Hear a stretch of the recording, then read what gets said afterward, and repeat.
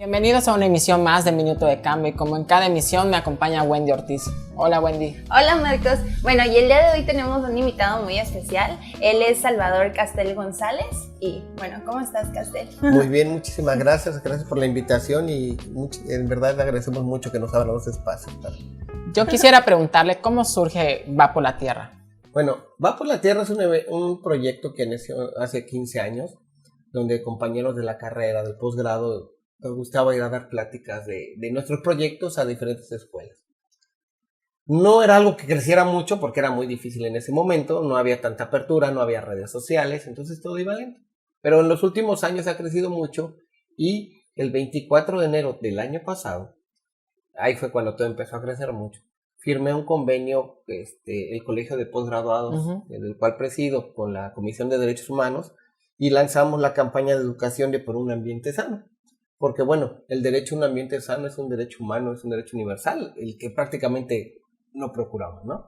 Y a partir de ahí, bueno, todo ha ido para arriba, se han ido sumando muchísima gente, muchas personas han ido creyendo en el proyecto, asociaciones, tenemos mucha fuerza ahorita, no por el proyecto precisamente, sino por la unión de muchos proyectos, ¿no? Trabajo con Rescate Sarigüeyal, con la Aceitera del Sureste, con Yumilcan, con Team for the Plan, ¿cómo se llama? Friday for the Future. O sea, son muchísimas asociaciones que estamos haciendo con la misma idea. ¿Y cuál es el concepto? Al final cuenta lo que queremos transmitir. La educación ambiental, la educación de las ciencias, tiene que ser desde un niño hasta poder dialogar con un doctor en ciencias, con la cúspide, ¿no? de investigadores. Claro. Y esa es nuestra fortaleza. Porque tenemos personas que saben tratar con niños de una manera fabulosa.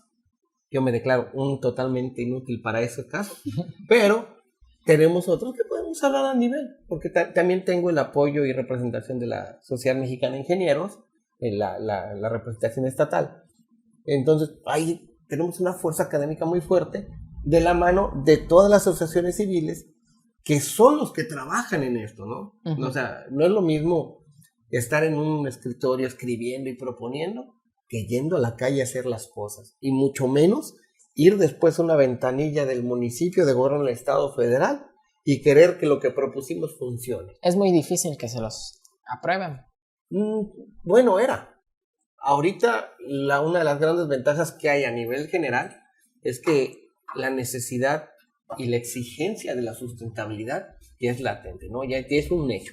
Antes pues no te decían que no, simplemente jamás te decían que sí. Claro. Pero ahorita hay un interés muy grande por empezar a desarrollar cosas que sean perceptibles, ¿no? Aquí un ejemplo es el boom que hubo el año pasado de gente, de personas queriendo sembrar un árbol y adoptar un árbol, ¿no? O sea, porque ya es perceptible el aumento de la temperatura, ya no podemos decir de que no, el calentamiento global no existe, bueno, no. Sin embargo, yo tengo un poquito una duda, ¿qué pasa realmente con esos árboles? Porque muchos vemos que hacen las carreras y va la gente y los siembra, pero después les dan alguna continuidad o simplemente se plantan los árboles y se quedan ahí. Bueno, en muchos casos eso pasa, o sea, no podemos decir que todas las reforestaciones o arborizaciones son perfectas. Claro. Pero en nuestro caso, lo que nosotros hacemos es que antes de hacer una campaña como tal, tenemos una pre-campaña de concientización. Entonces, lo que hacemos es, por ejemplo, nuestras arborizaciones fueron en escuelas, preparatorias, secundarias, primarias. Y lo primero que hicimos fue, estar yendo 2, 3, 4, 5 veces con los niños, talleres de compostaje, reciclado, y hacerles la conciencia, ¿no? Que empaticen con el ambiente, que tengan contacto animal. Entonces ya las actividades ellos ya las esperaban y los árboles los adoptan de manera nativa, ¿sí? No es obligarlos, no fue una moda. El chiste es que se convierte en una cultura de la sustentabilidad, una cultura social que sea el cuidado ambiental. Si no, pues nos avanzamos. Que ese es uno de nuestras limitantes, pero a la vez uno de nuestros grandes éxitos. Porque tan solo en Mérida hay más de 2,000 escuelas. Para cubrir esas 2,000 escuelas necesitamos un ejército de capacitadores. No los tenemos. Entonces, necesitamos invitar a la gente a que se integren al proyecto, que se unan como voluntarios para formar capacitadores y podamos aumentar el impacto, alcanzar mejores objetivos. Y la otra es que necesitamos hacer pilotos para probar qué es lo que funciona. Claro. Sí, tenemos un piloto, por ejemplo, en una escuela, se llama la Escuela Emiliano Zapata, es una escuela primaria federal ahí en la Colonia Obrera. Y ahí está muy padre porque, bueno, para empezar, los directores están súper participativos, los profesores súper participativos, los alumnos participativos y los papás participativos, nos ganamos la lotería. Claro. Estamos haciendo unas actividades bien padres. Y ya cuando esta escuela podamos decir que hay un ambiente de sustentabilidad, una cultura de la sustentabilidad, no sabemos si vamos a formar pequeños embajadores que vayan a otras escuelas a platicar con otros niños, o vamos a llevar a los niños acá, no sabemos todavía. Estamos en proceso de desarrollo, pero ha funcionado perfecto. De hecho, ahorita en enero que hicimos el Foro Regional para una Cultura de la Sustentabilidad, la actividad principal fue el encuentro infantil y juvenil por la tierra. Y fue fabuloso ver la experiencia de cómo un niño le platica a otros niños de la importancia de la educación ambiental, de la importancia de usar energías alternativas, porque entre ellos se entienden mejor que llegue uno ya de viejo a decirles algo, ¿no? Claro, no, sobre todo también apoyar a las nuevas generaciones, ¿no? Claro, hay que tener algo muy claro. Por todos lados el discurso es de que les dejamos un paquete muy grande a las otras generaciones. Eso se me hace algo demasiado lógico, porque, bueno, yo espero que todavía me falten otros 20, 30 años en este planeta, ¿no? A todos. ¿No? Sí, entonces, pues lo que tenemos que hacer es agarrar toda la fuerza y ganas que traen las generaciones más jóvenes, con la experiencia que traemos las generaciones que estamos más capacitadas y especializadas, y vamos mejor a hacer sinergia para salvar el ambiente y el ecosistema en el que cohabitamos todos. Claro. No podemos echarles así, ay, pobrecitos, les va a tocar atender todo lo que nosotros echamos a perder. Y lamentablemente ese es el discurso de la ONU. Sí. Entonces, desde ahí estamos mal. Las instituciones nos han defraudado. Ese es un hecho. Sobre todo las internacionales, que son las que deberían meter más presión. ¿Qué no quedan nosotros? Bueno, hay una frase que usan que esa sí es muy cierta. Piensa global, pero actúa local. Nosotros vamos a empezar con ejemplos bien realizados. Estamos metiendo esfuerzo académico, económico. ¿Por qué? De nada sirve ir a una escuela una vez al año. De nada. Mejor acabamos bien con una, luego la otra, y con los que formemos vamos por 4 y luego por 8, y paso a pasito, pero paso seguro. Y por ejemplo, ¿todas estas actividades reciben algún apoyo del gobierno? No tenemos presupuesto de ningún tipo. Hay personas que nos apoyan, de repente nos prestan equipos de sonido, nos han apoyado regidores con sillas, mesas, árboles, medidas sustentables. Pero así un soporte financiero en la campaña no lo tenemos. Oye, Salvador, y si algunos televidentes les gustaría apoyar a la causa, ¿cómo lo podrían hacer? Bueno, pueden entrar a vaporlatierra.com, ahí se ponen en contacto con nosotros y hay muchas maneras, ¿no? De hecho, estamos sacando hasta cierta marca de cosas, estamos viendo si nos hacemos donataria autorizada, pero es un tema sensible porque tampoco queremos que se vuelva un tema de dinero, de negocio, porque en cuanto se empieza a volver algo negocio, pues a lo mejor nosotros estamos directamente con el proyecto desde hace tiempo, no, pero también empieza a llegar quien no busca exactamente la causa, ¿no? Sino está buscando la consecuencia. Y hablando un poquito del tema del reciclaje, hay un poquito de polémica. ¿Realmente hay un resultado real hacia el medio ambiente en cuestión del reciclaje? Bueno, el reciclado es una de las R's que tenemos que hacer, ¿no? Probablemente es la menos importante, pero bueno, una prohibición como tal, por ejemplo, de la ley de plásticos, no tiene una consecuencia porque en realidad no está atacando el problema, solamente está atacando al usuario final. ¿El reciclado funciona y sirve? Por supuesto que funciona y sirve. ¿Pero qué es lo que verdaderamente sirve? Reducir, ¿sí? Reducir nuestra huella plástica principalmente. ¿Y cómo lo hacemos? Bueno, ejemplos hay miles. Empieza a cargar tu topper, empieza a cargar tu termo, ¿no? Y cosas mucho más sencillas todavía, como si no lo necesitas, no lo compres. Es que realmente ahí pasa que nosotros nos volvemos consumistas, ¿no? No, por supuesto. Si lo ponemos necio, si te hablo como biólogo, te diré que como organismo necesitamos agua, aire y comida. Sí. Todo lo demás es lujo y vanidad. Vamos a decir, siempre me dicen que no vamos a andar en calzones de difusión. No es eso. Simplemente hay que considerar que en verdad todo más allá es consumo. Y entre más allá te vayas de esa rayita es sobreconsumo e hiperconsumo, ¿no? Y en ese momento, pues obviamente tienes que estar consciente de dos cosas. No es solo el plástico que usaste en esa botella, es toda la industria que hay atrás para llevar ese plástico a la tienda donde lo vas a comprar, para producir la etiqueta, para producir la mercadotecnia, para producir todo lo demás. Entonces la huella la huella de esa botella no es solo la botella.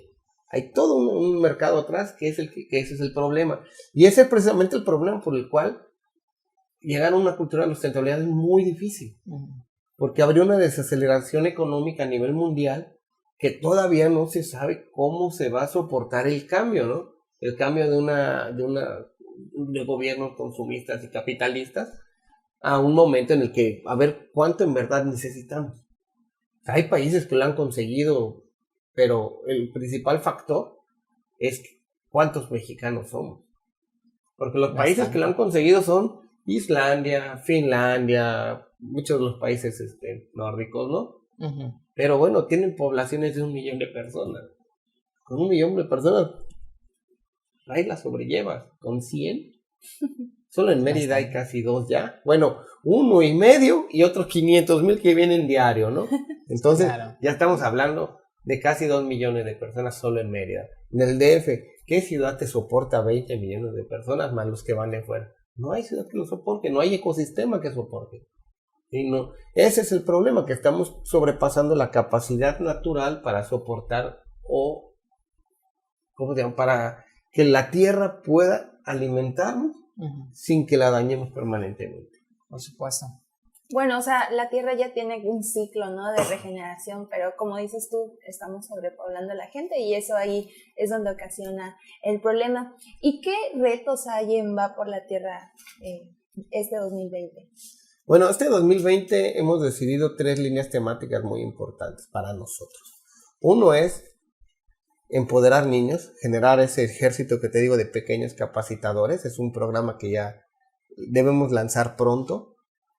Estamos también, la siguiente, que es aumentar mucho el esfuerzo para hacer transferencia tecnológica.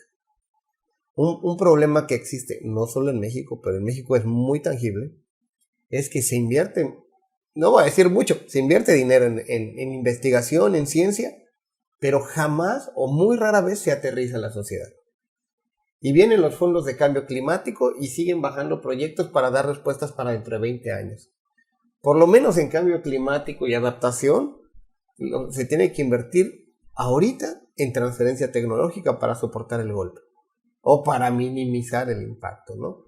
Ya no podemos seguir hablando, que en 20 años a ver qué pasa, ¿no? Y ahí es donde la tecnología ya existe, muchas veces ya tiene un precio accesible. Entonces, vamos a transferirla, vamos a disminuir la huella hídrica, vamos a aumentar la capacidad de producción. Nosotros tenemos ahorita un proyecto con ganaderos de Tizimín para aumentar su producción de pastos. Y el objetivo no es que puedan tener más vacas. El objetivo es que si con menos superficie podemos darles alimento a sus vacas, entonces parte de lo que ya no van a usar para pastoreo lo dejen que se regenere otra vez en selva. Wow. ¿Sí? Entonces, ¿por qué? Porque si no estaríamos cometiendo el error de aumentar el número de vacas, ¿no? O de cabezas de ganado, y estaríamos haciendo exactamente lo contrario, ¿no? O sea, es producir el alimento en un área menor. Sí, claro. Bueno, Mérida, Yucatán en general tiene un problema, ¿no? No tenemos suelo más que un pedazo en el cono sur, un pedazo por Tizimín. Y bueno, ya existen tecnologías para hacer cultivos sin suelo, ¿no? Ya sean geles agrícolas, la acuaponía, la hidroponía, y pues eso es algo que podemos hacer. La tecnología ya existe, es transferible, ya no es carísima y podemos disminuir mucho con un tratamiento adecuado la presión de contaminación hacia el acuífero y sobre todo la sobreexplotación, ¿no? Porque ya es un hecho que hay sobreexplotación y las primeras capas del manto ya están contaminadísimas, ¿no? O sea, ya no son ni potabilizables algunas de ellas. Y, por ejemplo, en cuestión, hablando un poquito de agua, ¿qué pasa con los cenotes? ¿Realmente se están dañando? Claro, pero no es solo los cenotes. La red del acuífero es una red de ríos subterráneos que están interconectados y el agua está en movimiento todo el tiempo. O sea, solo en los cenotes está medio estancada porque se forman así como esas cúpulas, ¿no? Sería la parte visible, lo que podemos observar. Sí, exactamente es eso, la parte que se expuso, ¿no? Ahorita últimamente han salido reportajes y noticias de que están encontrando cenotes en el fondo del mar o cavernas internas, ¿no? Y pues es obvio. Y son procesos que hubo durante las épocas donde la meseta kárstica salía de la superficie y se volvía a inundar. Y en esos procesos de inundación y que se inundaba, las microfracturas con el agua, al evaporarse, el mismo movimiento del agua fue generando toda esa serie de grietas que en algún momento se volvieron en los ríos y canales que tenemos.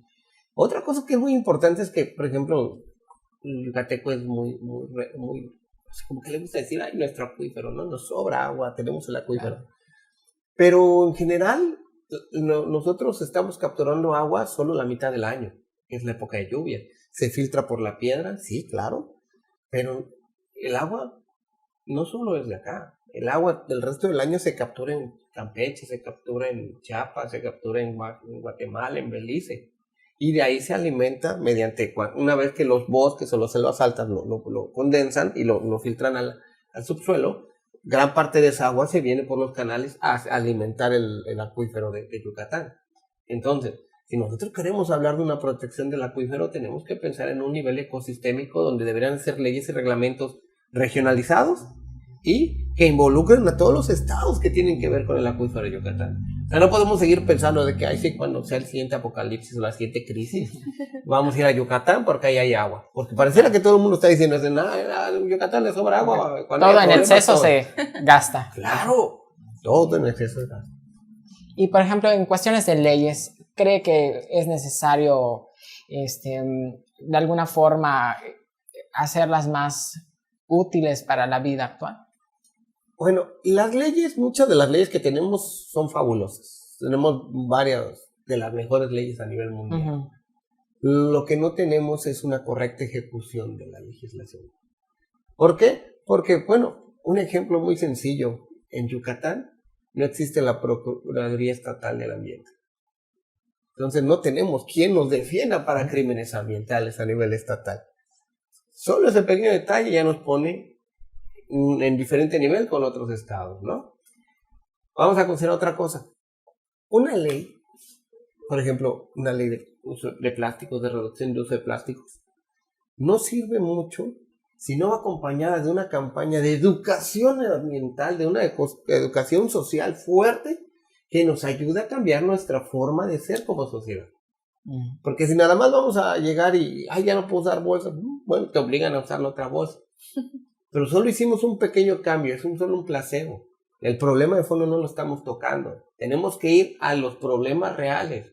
A ver, ¿qué tenemos que hacer? ¿Cómo lo vamos a hacer? Siempre nos estamos quejando, por ejemplo, de que se está sobrepoblando Mérida. Y bueno, Mérida, uno de los problemas que tiene, o de las grandes ventajas que tiene, es que es una zona segura. Hasta ahorita. Sí, pero no estamos preparados para recibir ahorita esa cantidad de gente a ese nivel de flujo.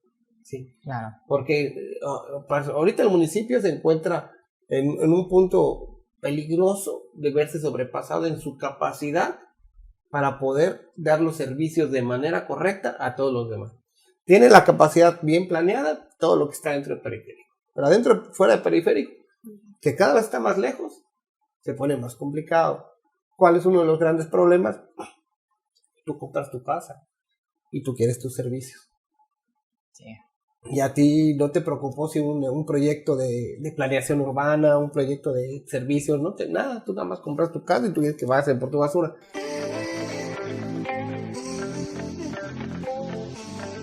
Continuamos con Salvador Castel, quien nos mencionaba algunas palabras y bueno, por si usas.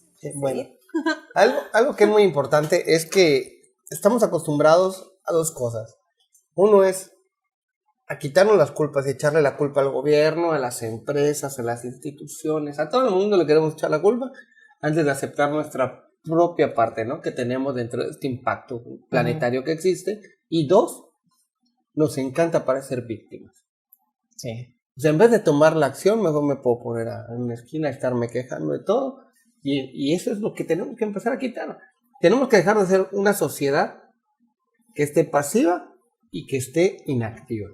Y pasar a una sociedad que haga cosas. Eso es extremadamente importante y nos ha costado muchísimo trabajo. Porque, por ejemplo, activistas de escritorio, de esos que comparten todo en Twitter, Instagram, Facebook, juran que ayudan. Pero si supieran el impacto que tiene todo lo que hacen a nivel de producción de gases de efecto invernadero, porque en realidad no están haciendo nada, sería mejor que no lo hicieran. Sí. Y otra es que... Pero ahí pasa los bonos de carbono, ¿no? A veces pasa que tratan de cubrir de alguna manera su huella, ¿no? Bueno, los bonos de carbono fue un invento buenísimo Uh-huh. en los 90s, pero los bonos de carbono en sí ya no existen. Desde hace casi 15 años, en vez de darse la obligación entre los países para tener cuotas de carbono, se convirtieron en recomendaciones y en una de las penúltimas cumbres de la ONU simplemente tiraron la toalla. Uh-huh. Era algo fabuloso, sí, los bonos de carbono funcionaban muy bien, pero pareciera que va en contra de los intereses de los países, ¿no? Sobre todo el grupo de los 8 y el grupo de los 20. Y bueno, al grado que vemos que a estas alturas hay todavía gobernantes que piensan que quemar la selva es adecuado y correcto, ¿no? Para generar valor. No, tenemos el caso del Amazonas, ¿no? Apenas. Sí, del Amazonas, sí. Pero vemos casos, por ejemplo, en Australia que no pueden controlarlos, ¿no? Los incendios. Pero es que ahí ese es que es otro de los puntos muy importantes. Si a alguien le preguntas, va a chillar por el Amazonas, va a chillar por los koalas. Exacto. Nadie lloró por México. Y lleva todo el año quemándose el Congo, mucho más que las dos juntas, y nadie habla de África. Sí. Entonces, vamos a ser más bien objetivos, vamos a actuar local. O sea, no puede ser que no puedas ir a regar un árbol, pero quieres salvar el incendio de Australia. O sea, no digo que no sea importante combatir el incendio de Australia, Claro. sino que vamos a hacer doble moral. como quíntuple moral, yo diría. Porque quiero hacer algo por el planeta, me duele mucho lo que está pasando en Australia, ¿qué puedo hacer? Bueno, yo voy a fijar carbono aquí en mi país. Voy a adoptar 5 árboles, 10 árboles, 50 árboles, voy a minimizar mi huella. Y esas pequeñas acciones tienen más impacto que estar compartiendo y hablando de que, ay, es que los koalas, no sé, ¿sí? O sea, no puede ser que no estemos haciendo nada por nuestro estado, por nuestra región, pero sí lloramos por otro lado. Y el Congo, bueno, yo sigo diciendo, África está abandonado. Ustedes saben, entran a las aplicaciones de vigilancia de incendios y todo el Congo sigue, todo el año está incendiándose. Y nadie hace nada, nadie hace un pronunciamiento al respecto, ¿no? Solo los países y las especies de bandera, ¿no? El Amazonas. Bueno, es más importante Colombia a nivel de diversidad, pero bueno, todo el mundo sigue hablando de Brasil. Nadie habla de la cuna de la vida que fue en África, bueno, sí, la cuna de la evolución. Y tenemos que seguir con esto. Bueno, sí, quisiera hacer como una pregunta, una suposición. Si yo tuviera todos los recursos y te digo, Salvador, ¿cuál sería tu solución como a todo esto? El fin de Va por la Tierra, ¿qué me dirías tú? Bueno, te voy a hablar desde nuestro fundamento básico. Para nosotros, primero hay que aclarar, la Carta de Derechos Humanos y los Objetivos del Desarrollo Sostenible de la Agenda 2030-2050 son exactamente lo mismo. ¿Sí? Simplemente es un poquito de redacción, pero todos estos se basan en los derechos humanos. Bueno, para nosotros tener una sociedad inclusiva, una sociedad moderna, una sociedad sustentable, necesitamos ser una sociedad educada. Si nosotros invertimos muchísimo en educación, todos los demás derechos se dan por añadiduría. Entonces, si ya nuestra sociedad solita se está formando, la consecuencia que es adoptar los árboles, ya ni siquiera tengo que lanzar una campaña de adoptar árboles. La gente va a preguntar, ¿cuándo te puedo adoptar un árbol? ¿No? Para nosotros es la solución. Y los dos derechos, aunque no se pueden ponderar los derechos humanos, para nosotros los más importantes son esos. El derecho a la educación de calidad y el derecho a un ambiente sano. De nada sirve que procures todos los demás derechos si no tenemos donde vivir. Claro. Entonces ahí es donde hay que meter mucha presión principalmente hacia allá. Cada vez vamos a tener aquí en Yucatán más actividades. Este año esa es otra de las buenas noticias. Empezamos actividades ya en todo el estado, por lo menos en 40, 50 municipios. Ya después veremos si nos da tiempo y fuerzas de llegar a todos, pero ahí vamos caminando. Y en cuanto a voluntarios, ¿cómo podríamos ayudar? O sea, ¿dónde tenemos que entrar o con quién tenemos que hablar para ser voluntarios? Bueno, ahí pueden directamente entrar en vaporlatierra.com o en nuestras redes sociales de Facebook, en Instagram, en Twitter. Nos escriben y les mandamos la información. O sea, la forma de interactuar son las que quieran, ¿no? Como el colegio de posgraduados es una sesión civil, o sea, podemos participar como dándoles la prestación del servicio social, residencias, tesis y tesis de licenciatura, maestría o doctorado. Tenemos pueden ser voluntarias para actividades y ustedes se acuden con nosotros y de todas maneras se abre la cartera de asociaciones con las distintas líneas temáticas. Hay unos que trabajan fauna, otros trabajan con niños, otros trabajan con personas adultas, otros trabajan discapacidad. Y bueno, cada quien escoge cuál es la línea que más le interesa y se van. O sea, no estamos peleando para que todos los voluntarios se vengan conmigo y hagan mi línea principal. No, para nada. Nosotros creemos firmemente que la sinergia es la fuente del desarrollo y es la fuente de que nuestros objetivos se cumplan, ¿no? Porque estar compitiendo entre nosotros es ridículo y es un agotamiento de recursos que no tiene ningún resultado positivo.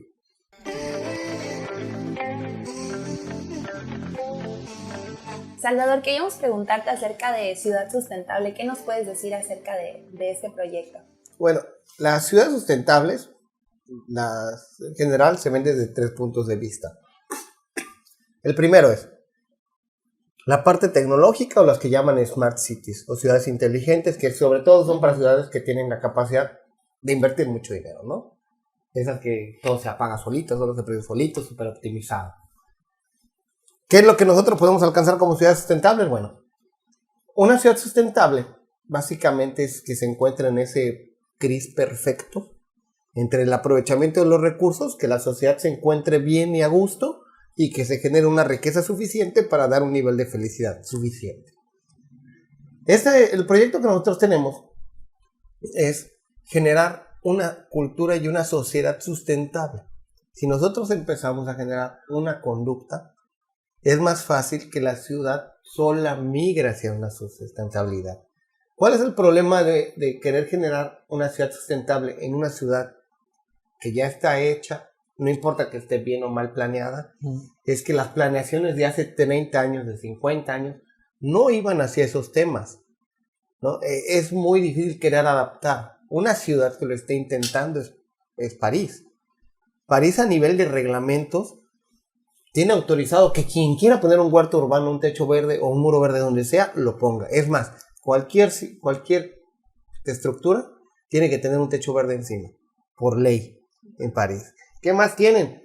Que ya no existen coches de no sé qué año para atrás, creo que del 2000 hacia atrás, o sea, tienen que ser puros coches de alta eficiencia, y en unos meses, unos años, no tardando, solo puede haber coches eléctricos en París. Ok, y en esa cuestión, aquí, ¿qué es lo que está pasando? ¿Falta, de alguna manera, actualizar las leyes? No, las leyes están bien. En general, hay unas leyes que son de transición. O sea, por ejemplo, la ley de plásticos es una muy buena ley de transición para cuando empecemos otra vez a acostumbrar a todos en base a los reglamentos. Bueno, haremos una siguiente ley que involucre más cosas. Primero vamos a dar el primer paso. Porque no solo en Yucatán, en todo México, somos muy renuentes a que nos cambien las cosas, ¿no? Las conductas. Si ya me acostumbré que así lo hago, no digo que esté mal. Entonces, ¿qué es lo que sigue? Las prioridades en Yucatán, bueno, como en Mérida, es mejorar garrafalmente el transporte público. Somos una de las ciudades, la octava, la novena ciudad, que más CO2 emite a la atmósfera. Pero en cuestiones de unidades públicas, pues tenemos unidades de hace 20 años, ¿no? Circulando o un poquito menos. Sí, right. Es que ahí son dos cosas. Casi toda la contaminación son las plantas de energía. Quemamos combustibles para producir nuestra energía. Y como no tenemos gas o unas tecnologías de quema más eficientes, bueno, contaminamos muchísimo. Siguiente cosa es, como las distancias son largas, son grandes, hace calor. Y es muy difícil andar en bici o caminando, entonces todo el mundo usa coche, usa algún servicio, ¿no? De renta temporal de automóvil. Y entonces, ¿qué tenemos que hacer? Eficientizar el transporte público. Claro. Mérida es una ciudad muy, muy, muy extensa. no ponemos, algo que hemos notado nosotros en los análisis de diagnóstico es que tenemos rutas muy largas, que corren desde el sur hasta la punta del norte. Lo ideal sería poner un circuito con algo que corte en 4 y rutas por cuadrante. Porque así puedes bajar hasta el costo del transporte porque no tienes que pagar una ruta enorme y tendrías más flujo de personas, más cantidad. Y a lo mejor así ya empezaríamos muchos a usar el transporte público. Porque Claro. ahí luego no, tú dices, bueno, ya voy, pero si te vas en camión, no vas a llegar a la hora que tienes que llegar. Sobre todo la hora del trabajo o de la escuela. La O sea, hora si pico. de un- Igual Sí, en ¿no? la tarde, a las 6 de la tarde es hora pico. Sí, no encuentras un autobús vacío. No, y por ejemplo, y fuera del periférico, a veces ni pasan. Ahí donde yo vivo pasa 3 veces el camión en todo el día. Entonces dices, bueno, entonces quién sabe a qué horas pasa, ¿no? O sea, no puedes estar esperanzado de que, ay, ahorita que pase el camión me voy a desayunar porque a lo mejor hay cenas. ¿Sí? Y la otra circunstancia que tenemos que hacer es que en todo Yucatán, a excepción de Mérida, bueno, Mérida tiene un buen relleno sanitario, pero no Que podemos... hay un poco de polémica, porque aquí hemos tenido a varias personas que nos han dicho que el relleno sanitario actual ya está sobrepasado Claro. en cantidad. Entonces, Pero también hay son- que pensar algo. Cuando se Ujú. hizo el relleno sanitario, que fue una super idea que se aplicó bien, fue cuando pensábamos que era lo mejor aplicable. Ahora sabemos que eso no es cierto. Tenemos que migrar a una tecnología diferente, pero vamos a pensar un tantito más grande. Los otros 105 municipios, muchos tienen tiradero a cielo abierto y después queman la basura. O sea, tenemos que pensar en macro, porque Claro. es un ecosistema, ¿no? Sobre todo lo que se va al acuífero. Todo lo que viene del sur se nos viene a nosotros. De hecho, hay ciertos mitos que dicen que por eso Junocma es el municipio que más enfermedades gastrointestinales presenta. Porque ellos reciben todo lo que se lleva de Mérida. Ok. Bueno, si ya atacamos el transporte público, dejamos de producir energía quemando combustibles y de manera tan ineficiente, y le metemos un gran esfuerzo a la educación, entonces podemos hacer muchas cosas. Porque también aquí hay una renuencia, muchas veces se ha metido la propuesta, no solo nosotros, varias personas, de cerrar el centro histórico al peatonismo. Entonces, ¿por qué? Porque las banquetas de Mérida, sobre todo el centro, no son aptas para la inclusión, no caben en una silla. Entonces, Y sobre todo que en las banquetas de la ciudad de Mérida hay mucho ambulantaje. Entonces, también, si cerramos el centro, una calle para todos lados, la gente podría llegar al centro caminando y habría mucho más movilidad. ujú. Ha funcionado en la Ciudad de México, ha funcionado en Monterrey, ha funcionado en Guadalajara. No tiene nadie que estar corriendo de que vienen eso, te vas temprano. Es más, y para que no los quiten, toda la línea donde pasaban los coches, sobre la 62, la 60, 50 y la 59, metes puro árbol en peligro de extinción. Así para que ya no los puedan quitar jamás.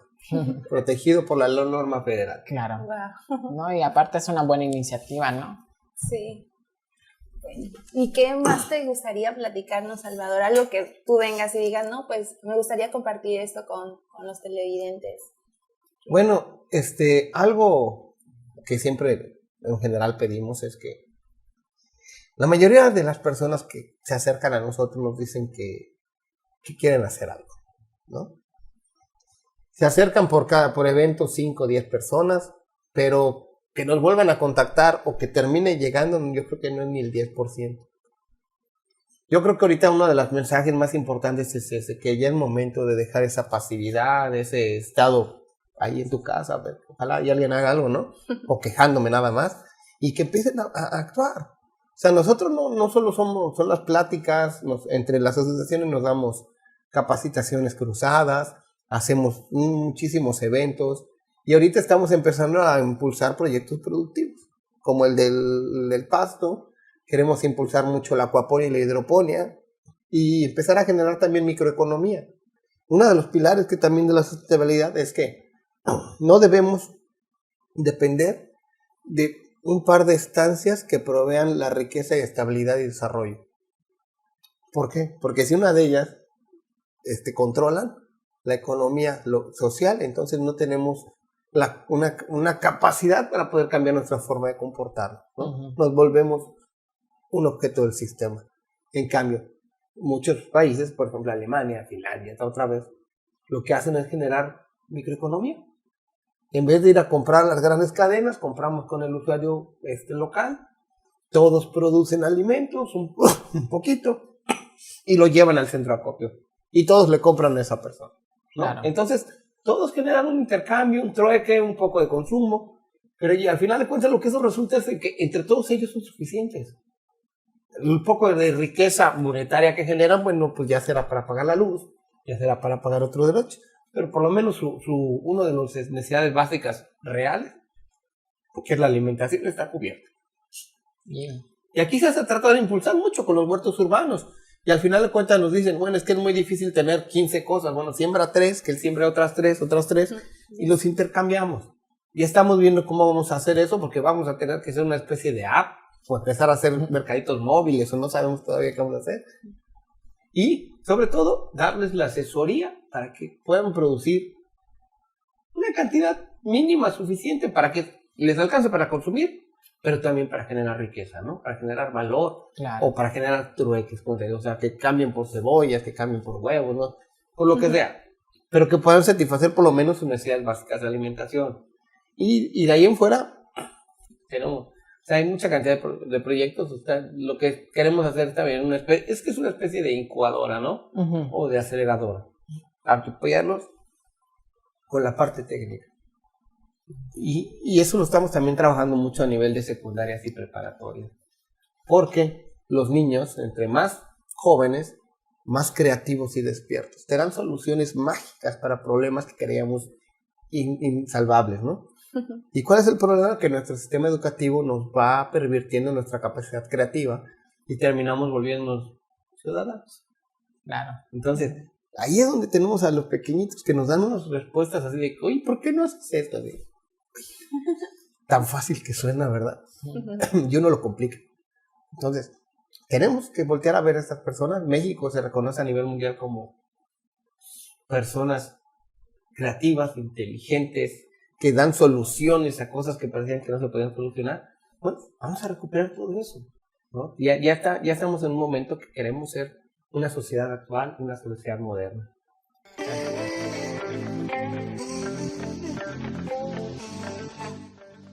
Continuamos con Salvador Castel y Marcos tiene una duda, una pregunta que hacerle. Entonces, Marcos, ¿cuál es tu pregunta? Yo quisiera preguntarle qué está pasando con las energías alternativas.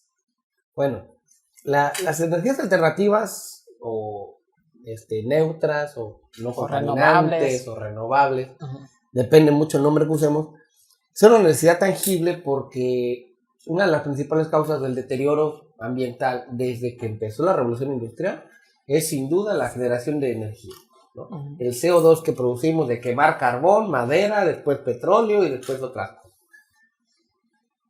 Gran parte todavía a estas alturas de todo ese CO2 que producimos es para poder satisfacer nuestro nivel de vida al cual nos acostumbramos y nos volvimos un poco inútiles para no estar sin estos placebos, ¿no? O sea, desde el clima, la tele y muchas cosas. Las energías alternativas ahorita hay que entender algo. Nosotros estamos haciendo un boom tecnológico de unas energías alternativas que ya casi podemos declarar obsoletas, que son las energías fotovoltaicas. Y uno de los grandes problemas de los que prácticamente no se habla es que en 15, 20 años vamos a tener un problema terrible de basura tecnológica de todos los paneles que ya no van a servir. Digo, ahorita es absolutamente necesario migrar y tenemos 15, 20 años para ver qué vamos a hacer con toda esa basura, a ver si se pueden reciclar, si se pueden reutilizar, si se pueden renovar, tendremos que ver. Es que realmente la tecnología avanza a pasos agigantados. El claro ejemplo es un celular, ¿no? Ahorita tienes un modelo y al día siguiente ya salieron 10 más. Pero igual aquí entra la obsolescencia programada, ¿no? En el Claro. cual le dan cierto tiempo a un celular y ya hay que mirar hacia otro mejor. Y bueno, el problema real es la gran cantidad de energía que necesitamos para satisfacer como vivimos. Entonces, los chinos están jugando a hacer un sol artificial para a partir de ahí generar la energía, ¿no? Los ingleses, escoceses están jugando a generar materia oscura con sus aceleradoras de oro, a ver si pueden generar la energía suficiente, ¿no? Y en otros lados, de hecho, Tenemos un invento fabuloso que acaba de ganar este muchacho el reconocimiento del MIT y es mexicano, en Toluca. Y lo que están haciendo es algo que yo traía una idea, les digo, la misma, algo similar en la cabeza. Las moléculas que a nivel de la naturaleza hacen el trabajo de un panel es la clorofila. Lo mismo que hace el panel lo hace la clorofila y algunas otras moléculas como el citocromo y otras enzimas, ¿no? Que su capacidad o su función es transportar electrones. Y eso es lo que hace una fotocélula. Capturar un fotón, lo convierte en electrón y lo mete en una red eléctrica. Bueno, lo que están haciendo es utilizar cultivos de microalgas, captar la luz y durante el proceso de que generan oxígeno porque están generando fotosíntesis, también hacen un potencial eléctrico y lo redirigen. Entonces, estamos generando oxígeno, fijando CO2 y generando energía. Y bueno, ahora ya deberíamos irnos. Si a mí me preguntas, vamos a dejar de estar poniendo paneles y vámonos por hacer energía, ahora sí que biotecnológica, que tiene un doble impacto, ¿no? Porque al final de cuentas, si te pones a pensar, los paneles están hechos de metales, tienen varias combinaciones, varias aleaciones, y esos son contaminantes en algún momento también. Bueno, entonces, a grandes rasgos pensamos que es una alternativa, pero realmente no lo es a eso. Es una alternativa, es lo que tenemos ahorita, es la mejor herramienta que tenemos, los paneles solares, sí, igual que la energía eólica. Pero no hay que casarnos de que nos tenemos que quedar ahí. O sea, ya se están generando cosas muy interesantes y los tenemos que empezar a migrar hacia allá. Pero vamos a entender una cosa que es lo que nadie habla. ¿Por qué hablan de migrarnos a energías alternativas y no hablamos de reducir nuestra necesidad eléctrica? Hay que reducir la cantidad de energía que necesitamos para vivir. Eso sería la respuesta para entonces a nivel global bajamos la cantidad de cosas que estamos necesitando, ¿no? Y eso es algo que debemos de poner en la mesa todos en nuestras casas y decir, a ver, ¿cómo puedo reducir mi necesidad eléctrica, mi necesidad de energía? Cosas tan sencillas como no estar abriendo el refrigerador, ¿no? O apagar todas las luces, desconectar las cosas. Y miles de ejemplitos más. O sea, cada momento de nuestras vidas, cada momento son momentos de decisiones que si las hacemos podemos ir reduciendo nuestra huella ecológica, nuestra huella plástica, nuestra huella energética. Pero, si como estamos acostumbrados a omitir todas esas decisiones y seguimos actuando simplemente con un estado basal, donde mientras todo lo demás esté fresco y el Netflix tenga señal y el modem me esté transmitiendo Wi-Fi, sí, todo lo demás no me importa. Claro. ¿No? Y es como el problema que te decía. Somos la octava ciudad que más contamina en CO2 de México. ¿Por qué no nos preocupa? Pues porque no hay montañas. Se va todo, nunca llegamos a unos niveles críticos de salud pública, no llegamos a una situación que tengamos que decir, ¡ay! ¿No? Y la principal causante es la generación de energía. Pero porque no nos genera unos problemas de salud pública no significa que no tengamos que atenderlo. Es algo que tenemos que pensar y decir, bueno, ahí hay un problemón. Es algo que estamos usando. Somos la octava ciudad que más CO2 está tirando el planeta. De hecho, México es la octava, novena país del mundo que más contamina. Y tenemos al campeonísimo de eso, que es Pemex. Pemex, sí, desde la reforma del 2015 que pudo empezar a generar energía quemando combustóleo, se volvió la octava empresa más contaminante del mundo. Que es preocupante porque... Claro. Tenemos que empezar a ver qué cosas también hacemos, en qué parte estamos involucrados para tomar respuestas conscientes. No podemos simplemente decir, ay, sí, es que no hay apoyos para poner paneles. Primero reduce tu necesidad, después pones paneles. Sí. O al mismo tiempo juntos, ¿no? Bueno. Porque ¿qué es lo que te dicen? Ay, mucha gente quiere poner paneles para poner otro clima, no para bajar su consumo. Entonces dicen, bueno, entonces estamos haciendo el mensaje al revés, ¿no? Estamos generando más consumo al poner paneles. Claro, y hay otra gente que también que no tiene el dinero para comprar un panel solar. Ahorita es una tecnología un poquito cara para un simple trabajador, no tiene la cantidad necesaria para conseguir esa tecnología. Entonces también tenemos que buscar la manera de que también ese tipo de gente pueda emigrar hacia otra tecnología alterna, ¿no? Y seguimos platicando con Salvador Castel. Y yo quisiera preguntarle, ¿qué está pasando con las fosas sépticas? Bueno, ese es un tema muy triste e interesante. Ujú. Porque aquí en Yucatán la cultura del cuidado del agua es muy mala, en general, ¿no? O sea, es muy común ver, uno pensaría que solo en los pueblos, en las comisarías, pero en Mérida también vemos que la fosa séptica está a veces hasta en el mismo hoyo del pozo, ¿no? O sea, no entiendo quién podría decir, ay, voy a echar mis desechos ahí de donde tomo agua, pero bueno, pasa. ¿Cuál es el problema? Tan solo en Mérida calculamos que hay entre 250,000 y 300,000 fosas sépticas, de las cuales yo los invito a ustedes mismos o a su familia, a sus amigos, a preguntarles si saben dónde está su fosa séptica. Si casualmente saben dónde está su fosa séptica, que les pregunten cada cuánto le das mantenimiento o cuándo fue el último mantenimiento que le diste. Porque a las fosas sépticas y a los sumideros se les debe dar mantenimiento cada 6 meses. Y la mayoría de las personas ni siquiera sabe que se le da mantenimiento, ¿no? Solo le hablamos a la grúa cuando ya se está desbordando eso y tienen que irnos a rescatar más que a darle un mantenimiento. Y entonces, ¿qué es lo que podemos hacer? Bueno, lo primero que hay que pensar bien es que nos quejamos de ciertos lugares, ciertas granjas, ciertas empresas que contaminan mucho, pero no nos ponemos a pensar todo lo que contaminamos colectivamente en cada vez que no hacemos un mantenimiento. Por ejemplo, en este caso las fosas sépticas. ¿Por qué? Porque una vez que la fosa séptica se satura y se empieza a aplastar la materia, se generan ambientes anaeróbicos. Y una vez que empiezan a formarse agentes anaeróbicos, tenemos toxinas y metabolismos que ya pueden generar cosas que pueden causar impacto. ¿Sí? Ciertos lixiviados que ya pueden ser agresivos. Y entonces lo que tenemos que hacer es evitar que se formen esos sistemas. Por eso hay que darle mantenimiento seguido. ¿Sí? Ya sea digestor anaeróbico, sea una fosa, lo que tengan, hay que darle un mantenimiento. ¿Qué es lo que tenemos que hacer? Bueno, pues por lo menos de vez en cuando limpiarlo. O irnos un poco a las ofertas tecnológicas que ya existen también, porque ya hay ahorita recetas enzimáticas que sirven como correctivos para cuando de plano no le hemos dado mantenimiento en mucho tiempo. Y caldos de bacterias, que es justamente lo que se comen, es todo eso, todos los desechos de que se van al por la tubería hacia nuestro sumidero, ellos se alimentan de toda esta materia y entonces la degradan y ya no se vuelve un contaminante. Simplemente se vuelven otra vez componentes principales y ya con eso podemos minimizar mucho nuestro impacto.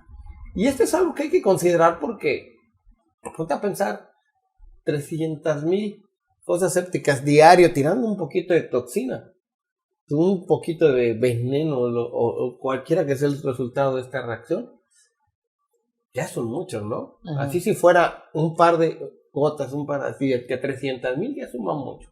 Y eso es algo que se está viendo al acuífero y es algo que nos afecta a todos. El acuífero de Yucatán tiene un sistema kárstico dinámico increíble para poderse limpiar mediante la filtración de la piedra.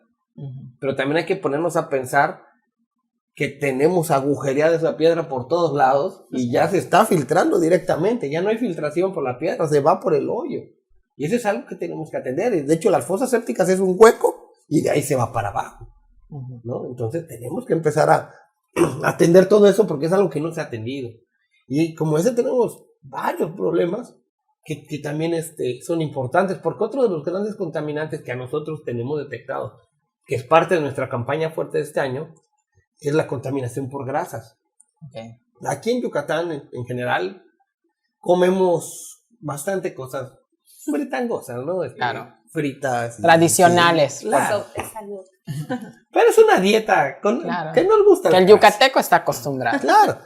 Entonces, pero todo eso, los aceites son contaminantes durísimos. O sea, una vez que lo tiramos al acuífero, tiene varias cosas. Una de ellas es que se puede ir pegando en las estructuras y eso causa taponamientos. La otra es que el aceite flota.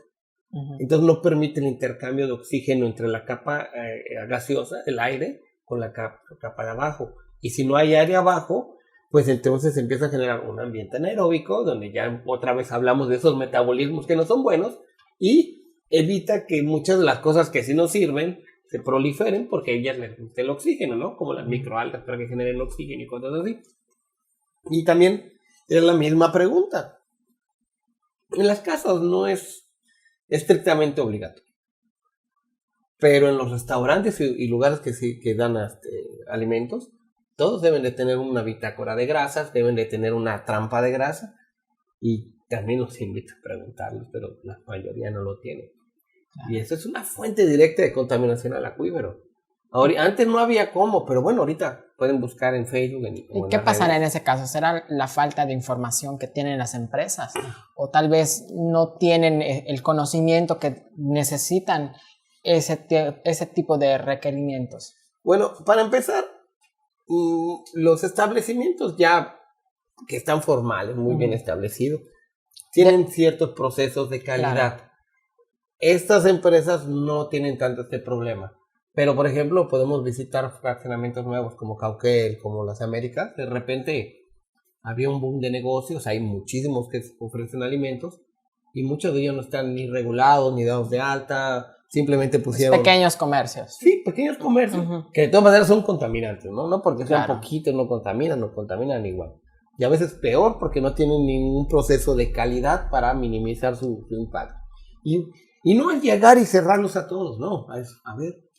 Vamos a trabajarlo, vamos a ver cómo hacemos tu trampa de grasa. Hay productos igual enzimáticos para degradar las grasas y vamos a empezar a trabajar en conjunto. Si no es simplemente prohibir. O sea, sí hay que regularlo, pero sobre todo, regreso a lo mismo, educación. Capacitar a la gente para que aprenda a hacer las cosas y disminuyan su impacto ambiental, ¿no? Okay.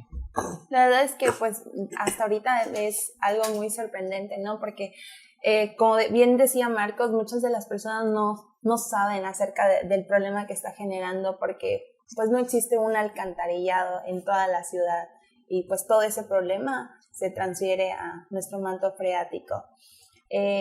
¿Algo más que quisieras agregar, Salvador?